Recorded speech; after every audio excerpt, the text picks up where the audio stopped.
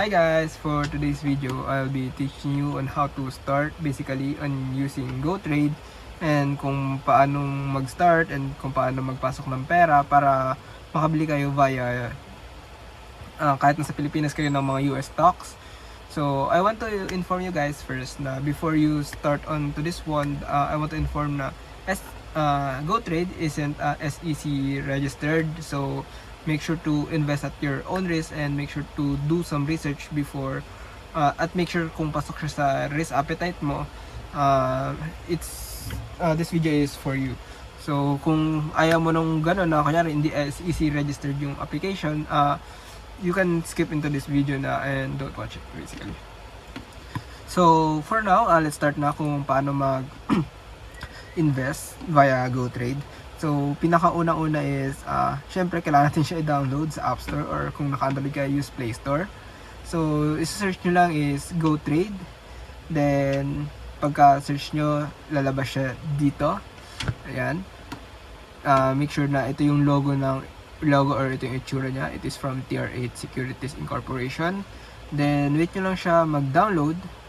And then kung first time yung mag-create dito, you can use your Apple account, Google account, or I don't remember kung pwede ba yung phone account or yung like phone number lang. So check nyo na lang din kung ano yung mga available doon. So dahil may account na ako, I'll be using this one. So pero kung mga baguhan kayo, basically ano lang yan, mga normal sign up, kung yung mga first name, last name, yung email nyo, phone number, ayun, mga ganun lang. And then yung isang ano lang doon is pag new account kayo, kailangan nyo mag-activate or magpasok ng pera. I don't remember kung magkano yung pinasok ko na pera noon nung nag-i-start ako nito, kasi parang pagka start nito nagpasok ako agad ng pera, mga 2K agad or 3K. So, di ko na maalala kung ano yung minimum dito pag nagpapasok ng pera. Pero may instructions naman doon kung paano mo siya gagawin. So, pag kunyari wag naman natin sabihin na kunyari nagkaroon ng aberya or problems pagdating sa pagpasok mo ng pera, you can contact naman na yung support nila pagkadating doon. And then, yeah. After that one, kung may account na kayo, make sure na maglalagay lang kayo ng PIN code nyo. And then, ayun, after that, pag dapat nandito na kayo sa ganitong page ng application, pag nandiyan na kayo, easy ano na lang siya, access basically. Gusto niyo pa mag-add ng pera or kunyari magdagdag pa ng funds dun sa account nyo, gagawin nyo lang is punta kayo dun sa parang dollar sign sa baba, and then pili lang kayo dito ng deposit instantly to GoTrade. So, maraming options dito na banks, or not that many, pero may mga choices ka naman kahit paano. So, meron ditong Union Bank, BPI, may InstaPay, may Maya Wallet kung nakikita nyo. Nakalagay din yung fee nila kung magkano yung ibabawas pagka nagpasok ka ng pera. So yan. Press lang kayo. For me, I use InstaPay in terms of depositing to my GoTrade account. For example, I'll insert 1,000 pesos.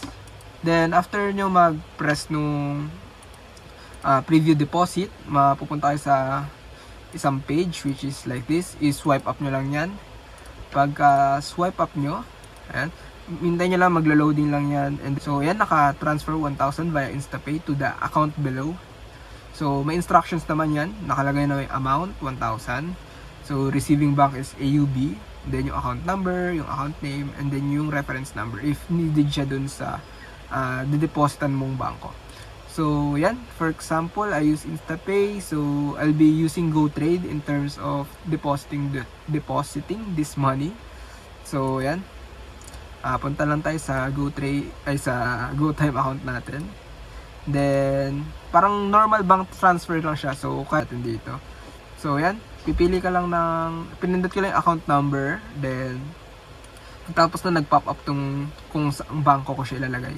So, sabi ng GoTrade, they uses Asia United Bank. So, I'll be using Asia United Bank.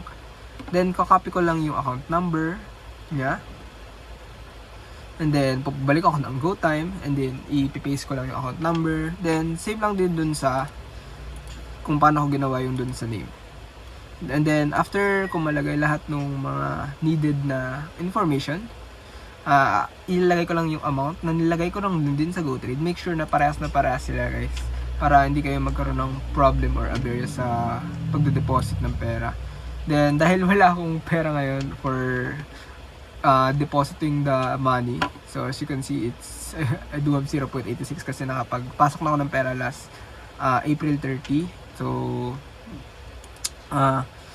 pero press nyo lang dyan yung next, and then pagka nagawa nyo na yung payment na sabi ng transfer na yung pera dun sa bankong ginamit nyo, for example, me, I used the GoTime. So pag nakalagay transferred na, I make sure to do screenshots, and then press nyo lang dun, balik na kayo dun sa GoTrade, and then press nyo lang yung nasa babang na I've made the payment sa baba. Yan. Tapos pagka I've made the payment nyo dyan, wait nyo lang konti, mga 1 to 2 minutes, or minsan sa akin, mabilis lang. Pagka I've made the payment ko, yung pera nandito na agad, nakalitaw na agad sa account ko. And then, after that, pwede na kayong bumili ng mga gusto nyong stocks. Ayan. So, for example, you want to buy some ETF. So, for example, Nasdaq 100 ETF or yung QQQ. So, punta lang kayo sa search bar sa gitna, then search nyo yung Nasdaq 100 ETF, which is ito yung logo nila. So, may mga nag-recommend din na sa akin na mag-invest into other funds or stocks like VOO, VXUS, or QQM kasi mas mababa daw. And then, I'll look onto that one, but for now, ito muna tayo. So, kunyari yan, yung Nasdaq 100, yung pinili natin. Pe-press nyo lang yung trade sa baba, then may kita kayong buy. Then for this one, buy in dollars kasi dollars yung meron tayo.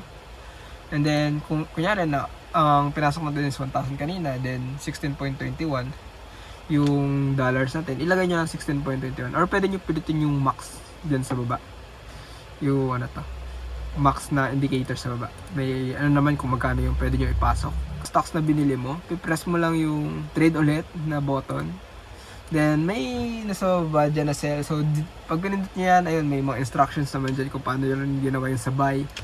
So di ko na siya pipindutin kasi mapapakita kung magkano yung meron akong amount. Hindi siya parang na blur, or hindi siya parang na pa-private yung yung amount. Pagkatapos nun, pag kunyari gusto nyo na lang din mag-withdraw, meron namang options yan dun sa may profile, punta lang kayo. May naka-indicate naman kung paano mag-withdraw. I-add nyo lang yata yung bangko dyan, yung bangko nyo. Then, yun, papasok na yun automatically yung pera nyo dun. So, may instructions naman dun kung paano. So, basically, ganun lang makadali paano mag-start and paano mag-invest dito sa GoTrade. And then, I want to say again na GoTrade is an SEC registered, guys, so make sure to invest at your own risk, and baka sisihin niyo ako if ever na wala kayo ng pera or such. So nasa inyo lang kung pasok siya sa risk appetite niyo yung ganito. And then if not, I'll make a video for Dragonfly kung paano mag-invest via REITs or stocks or PH stocks din. So ayun lang for now for GoTrade, and I hope you've learned something. Thank you.